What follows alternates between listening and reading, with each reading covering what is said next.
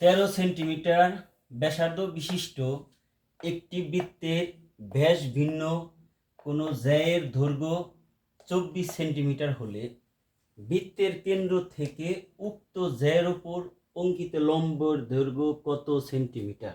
অপশনে দেওয়া আছে 5 সেন্টিমিটার, 6 সেন্টিমিটার, 8 সেন্টিমিটার, 10 সেন্টিমিটার। এটা খুবই কমন একটি অঙ্ক, যে বিভিন্ন চাকরি পরীক্ষায় এটা এসে থাকে।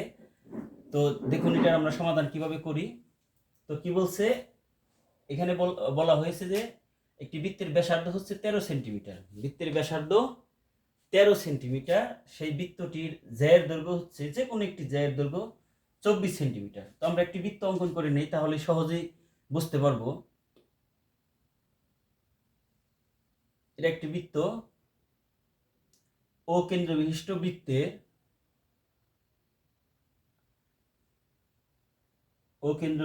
বৃত্তের ব্যাস ভিন্ন যে কোনো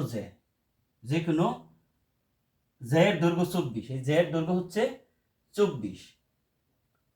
আর তাহলে ব্যাসার্ধ কি হবে? 13 সেন্টিমিটার ব্যাসার্ধ বিশিষ্ট, তাহলে এটা 13 সেন্টিমিটার।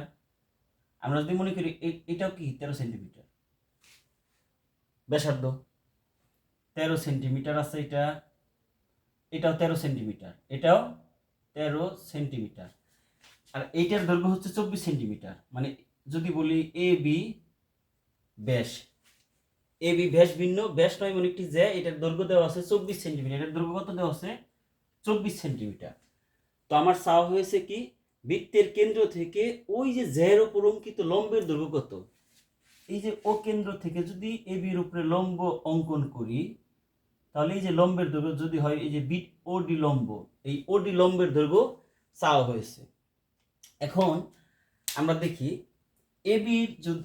এবি লম্ব ওডি হয়, এবি লম্ব ওডি হলে তাহলে এডি সমান বিডি, এই অংশ সমান হবে এই অংশ। কারণ কি, উপপাদ্যটি হচ্ছে বৃত্তের কেন্দ্র থেকে ব্যাস ভিন্ন কোন জ্যায়ের উপর অঙ্কিত লম্ব ওই জ্যাকে সমদ্বিখণ্ডিত করে। আবার বলি, বৃত্তের কেন্দ্র থেকে ব্যাস ভিন্ন যে কোনো জ্যায়ের উপর অঙ্কিত লম্ব ওই জ্যাকে সমদ্বিখণ্ডিত করে।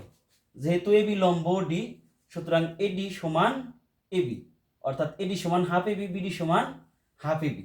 তাহলে যে বিডি এই অংশ কত হবে? পুরাটা যদি 24 হয়, এটা সমান কত হবে? 12। বিডি সমান 12। আর যেহেতু এবির উপরে ওডি লম্ব, তাহলে এটি এক সমকোণ, এটি একটি সমকোণী ত্রিভুজ।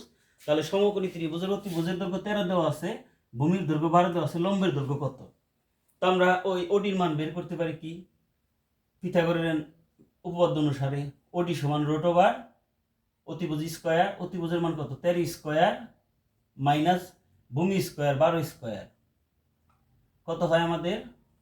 13 13 169, 12 12 144, 169 থেকে 144 বিয়োগ করলে 25 হবে, 25-এর বর্গমূল 5। এখানে বলে রাখি প্লাস মাইনাস হবে না, কারণ কোনো বাস্তব রাশির দৈর্ঘ্য কখনো ঋণাত্মক হয় না, তাহলে এর বর্গমূল ঋণাত্মক হবে না। এটা হলো আমার তাহলে অ্যান্সার কত হবে? 5 সেন্টিমিটার। তো আমি আরেকটা পদ্ধতি শিখিয়ে রাখি আপনাদেরকে, বারবার আমি এর আগে বৃত্তের ত্রিভুজের যত ক্লাসই নিয়েছি, আমি পিথাগোরিয়ান ট্রায়োনম্বরের কথা বারবার বলেছি। ট্রায়োনম্বরগুলো কি? 3 4 5, 3 4 5, এগুলো হচ্ছে পিথাগোরিয়ান ট্রায়োনম্বর। এই যে এই নম্বরগুলো দ্বারা সমকোণী ত্রিভুজ সিদ্ধ করবে। তার মানে কি, একটি সমকোণী ত্রিভুজের দুইটি বাহু 3 এবং 4 হলে অতিভুজ অবশ্যই 5 হবে। এবং এই যে 3টা নাম্বারের সকল গুণিতক, কি বলছি, সকল গুণিতক পিথাগোরিয়ান ত্রিভুজকে বা পিথাগোরাসের সমীকরণকে সিদ্ধ করবে। যেমন 3 দুগুণে 6, 4 দুগুণে 8, 5 দুগুণে 10, এরকম করতে করতে সকল গুণিতক। এটা হলো একটা পিথাগোরিয়ান ট্রায়োনম্বর। আর একটা হচ্ছে কি 5 12 13, 5 12 13, এই যে পিথাগোরিয়ান এই ট্রায়োনম্বর দ্বারাও কি করবে, এর সকল গুণিতক দ্বারা কি পিথাগোরাসের সমীকরণকে সিদ্ধ করবে। আরেকটা নাম্বার আছে 8 15 17, এই যে পিথাগোরিয়ান ট্রায়োনম্বর, এর সকল গুণিতক পিথাগোরাসের যে সমকোণী ত্রিভুজের যে উপপাদ্য সেটাকে সিদ্ধ করবে। এখন আমরা যদি এই যে ট্রায়োনম্বরের এই নাম্বারটা আমরা খেয়াল করি, অতিভুজ 13 দেওয়া আছে, অতিভুজ 13 দেওয়া আছে, আর ভূমি 12 দেওয়া আছে, তাহলে লম্ব অবশ্যই কি হবে? 5 হবে। আমরা যদি পিথাগোরাস নিই 3টা নাম্বার 3 4 5 3 4 5 5 12 13 8 15 17, এই যে 3টা টাইম নাম্বারের যে ফিগারটা এটার গুণিতকগুলো তো আমরা জানি, মনে রাখি, তাহলে যে কোনো অঙ্ক আমরা ক্যালকুলেশন ছাড়াই সহজেই বের করতে পারবো। ধন্যবাদ সবাইকে।